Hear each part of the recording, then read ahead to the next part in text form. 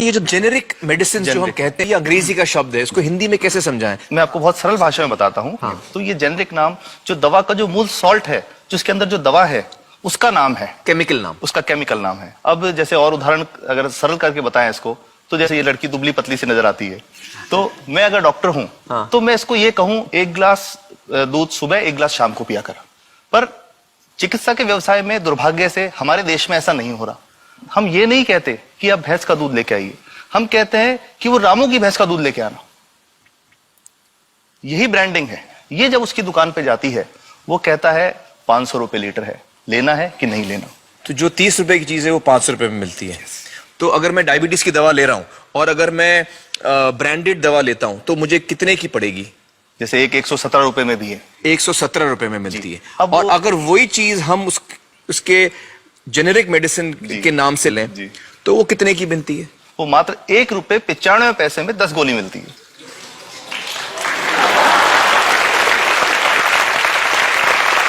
और दोनों गोलियों में कोई फर्क नहीं है किसी किस्म का? 100% समान, क्योंकि इसकी उत्पादन लागत ही इतनी है। उसका manufacturing, packaging, transport, retail margin, जो उसके मार्जिन जो हैं, जो हमारे ज्यादा वो सब मिला करके उतने की ही पड़ती है।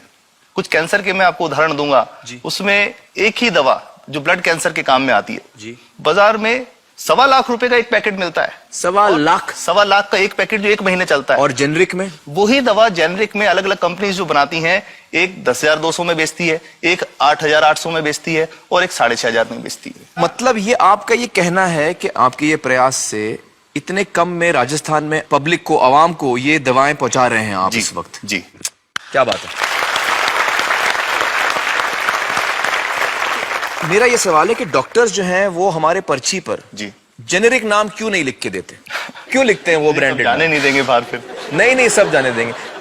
जब एक नया मेडिकल प्रैक्टिशनर जब प्रैक्टिस शुरू करता है, तो उसके पास जो कंपनी के जो मेडिकल रिप्रेजेंटेटिव्स होते हैं, सेल्स बढ़ाने का उनका काम होता है, मार्केटिंग प्रिंसिपल के हिसाब से सेल्स एजेंट होते हैं बेसिकली। फिर वो कहते हैं साहब आप हमारी जो दवा है यही लिखना, ये बहुत बेहतर दवा है, इससे मरीज ठीक होगा। और उनको डॉक्टर्स को लिखने के लिए उनको प्रेशराइज किया जाता है, उनको टेम्प्ट किया जाता है। तो ये इसमें बहुत बड़ा कारण है जो दवा की कीमत को उसकी वास्तविक कीमत से 5, 10 गुना, 20 गुना तक बढ़ा देता है। एक बहुत बड़ा कारण है, क्योंकि हमारे पास जब हम टेंडर करते हैं तो बहुत सारे कंपनी वाले आते हैं, जो भारत की जो सबसे बेहतर कंपनियां, जिसके भी नाम वो रेपुटेड कंपनियां जिनके नाम आप ले सकते हैं, वो सभी हमें वो उसको जो 70 रुपए की है उसको 2 रुपए में, 5 रुपए में दे रही है। 30 रुपए की दवा 2 रुपए में दे रही है। इतना ज्यादा फर्क तो कंपनी तो दे सकती है और देना चाहती है, और हमें देती भी है इतनी कम दामों में, हमें दे रही है ना, ये संभव तो है। अच्छा, मैं आपको बताऊंगा कि भारत से हम लगभग 45,000 करोड़ रुपए की जेनरिक दवाइयां प्रतिवर्ष विदेशों को निर्यात करते हैं। आप भेजते हैं दुनिया भर में जेनरिक, ये जो सस्ती दवाएं हैं आप विश्व भर में भेजते हैं, और हमारे लोगों को नहीं मिल रही। हमारे देश में महंगी है, हमारे देश में महंगी है, और अगर ऐसा है तो हमें कोई ईस्ट इंडिया कंपनी की जरूरत नहीं, हम वापस उसी दिशा में जा रहे हैं। आपने जब ये शुरू किया तो आपको कोई रेजिस्टेंस फेस करना पड़ा राजस्थान में? देखिए, जो प्रयास हम कर रहे हैं ये बेसिकली धारा के विपरीत बहने का एक प्रयास है जी। काफी थ्रेट्स भी हैं, क्योंकि इसमें माफियाज भी हैं, ड्रग माफियाज जो ऑपरेट करते हैं। और हम हमेशा ये बात कहते हैं कि हम 100 साल से भी पुरानी शोषण की व्यवस्था को बदलना चाहते हैं, पर हमने हमेशा डॉक्टर्स को दोषी नहीं माना। सारे डॉक्टर्स बुरे नहीं है। 50-60% तो जेन्युइनली वो चाहेंगे कि गरीबों को कम कीमत पे दवा मिल जाए, वो चाहेंगे। और आज भी ऐसे डॉक्टर्स हैं जो अपने घर से सैंपल्स ला करके अपने जेब से पैसे निकाल के मरीज का इलाज कराते हैं। ऐसे डॉक्टर्स आज भी हैं। बिल्कुल सही। तो मैं इनको एक उदाहरण भी बताता हूँ कि कैसे हमारे जो काम वाली थी, उसका बच्चा था छोटा। इंसिडेंटली हम कुछ समय छुट्टी मनाने कोई बाहर गए। जब हम लौट के आए 10-12 दिन बाद, तो वो लक्ष्मी के साथ उसका छोटा जो बेटा था राजू, वो भी उसके साथ आता था जब, और मेरे बच्चों के साथ खेलता था, मेरे बेटे के साथ खेलता था। तो वो लक्ष्मी अकेली आई, राजू नहीं आया।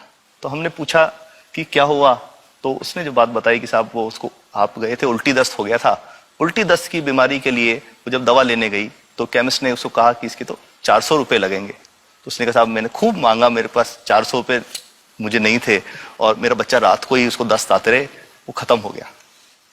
और मैं आपको ये कहना चाहता हूं कि वो जो दवा लिखी थी कि वास्तव कीमत 1.5-2 रुपए ही है, तो वो बच्चे की जान बच सकती थी।